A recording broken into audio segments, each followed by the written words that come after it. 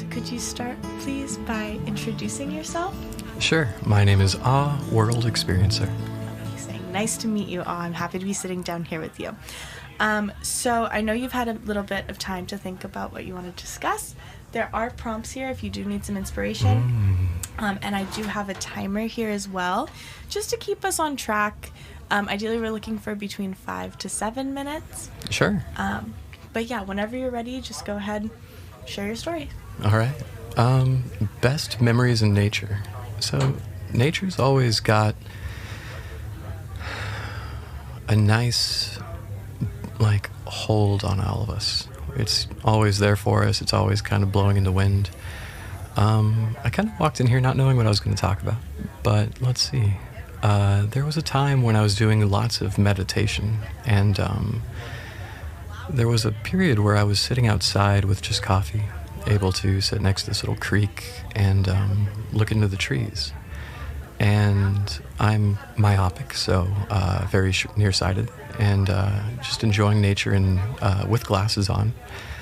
And at a certain point, I decided I was going to take them off and try seeing without looking, if that makes sense. So just sort of taking it all in without trying to focus. And during that time period, I was able to see the trees and the lighting behind it at the same time. They weren't, there was no depth really.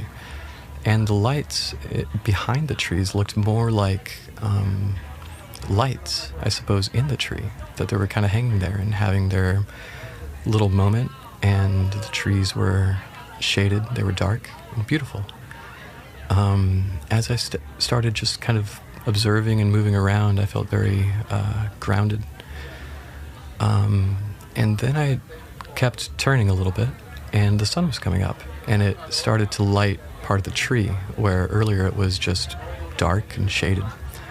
And now it was catching the color of the tree naturally, which is green, along with the natural sunrise that was coming up, so that bit of orange. And there was just one part, and it made me laugh and then just start crying and then laugh again, and then I would turn my head to not look at it and then look back, and it was like seeing an old friend who's like making a silly face at you. So I've tried to take that with me a lot in terms of when I'm in nature and able to just sort of be there and see the little bits of magic that are happening around us all the time.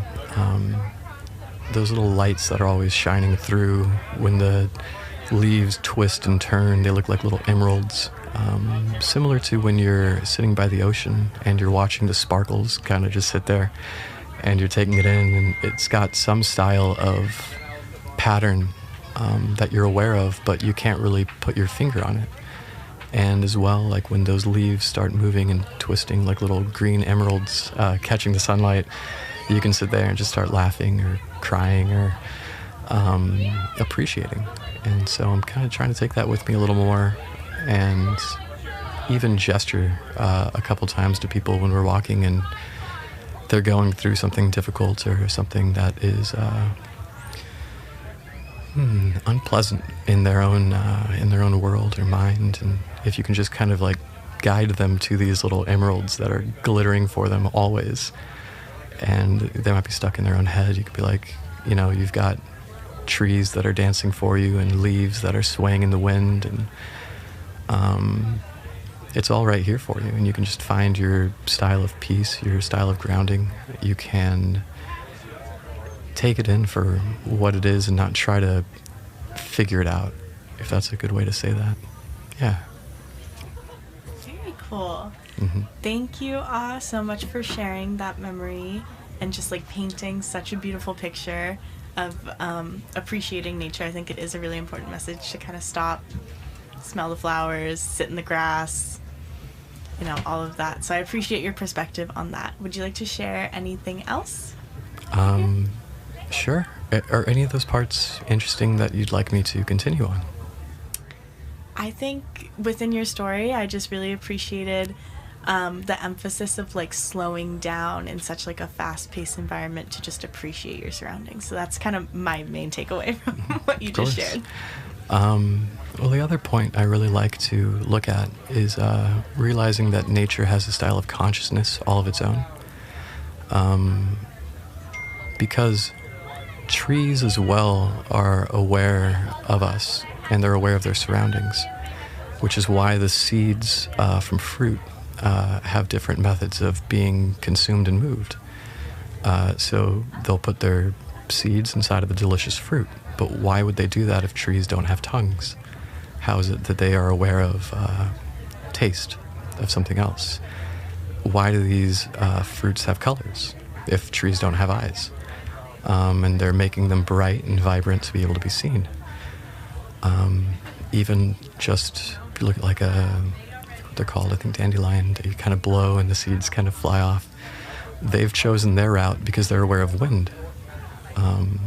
So these trees and bits of nature that are constantly around us are as aware of us as we're aware of them.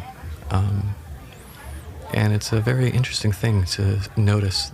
And then when you look at it in that regard, you can ask, what things am I projecting that I don't necessarily have a sense for?